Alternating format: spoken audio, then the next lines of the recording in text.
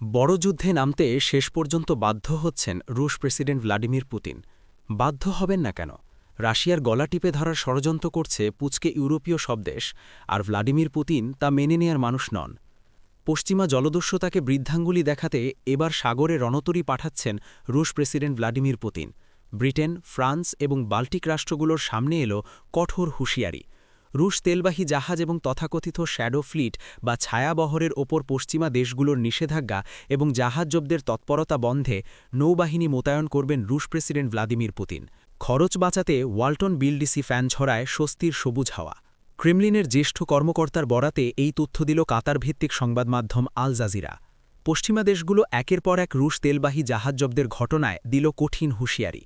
Kremlin বলছে, রুশ তেলবাহী জাহাজ এবং তথাকথিত শ্যাডো ফ্লিট বা ছায়াবহরের ওপর পশ্চিমা দেশগুলোর নিষেধাজ্ঞা এবং জাহাজ জব্দের তৎপরতা বন্ধে নৌবাহিনী মোতায়েন করবে দেশটি। শুধু তাই নয়, পশ্চিমা শক্তিগুলোকে বাধা দিতে প্রয়োজনে সক্রিয় ভূমিকা নেবে রুশ রণতরী। রুশ প্রেসিডেন্ট ভ্লাদিমির পুতিনের ঘনিষ্ঠ মিত্র এবং শিপিং বিষয়ক ক্রেমলিন উপদেষ্টা নিকোলাই পাত্রুশেভের হুঁশিয়ারি, এসবের বিরুদ্ধে রুখে না দাঁড়ালে ইংরেজ, ফরাসি এমনকি বাল্টিক রাষ্ট্রগুলো অচিরেই এতটাই সাহসী হয়ে উঠবে যে রাশিয়ার সমুদ্রপথ, বিশেষ করে আটলান্টিক অববাহিকা অবরুদ্ধের ধৃষ্টতা দেখাবে।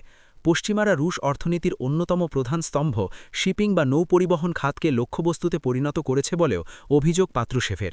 এছাড়া রাশিয়া থেকে দূরবর্তী অঞ্চলসহ প্রধান সামুদ্রিক এলাকাগুলোতেও পর্যাপ্ত সামরিক শক্তি স্থায়ীভাবে মোতায়েন করতে চাইছে মস্কো, যাতে কমিয়ে দেয়া যায় পশ্চিমা জলদস্যুদের আস্ফালন। ভেনেজুয়েলা এবং ইরানের ওপর যুক্তরাষ্ট্র গানবোট ডিপ্লোমেসি বা যুদ্ধজাহাজ দেখিয়ে ভয় দেখানোর নীতি চালাচ্ছে বলেও মনে করছে রাশিয়া।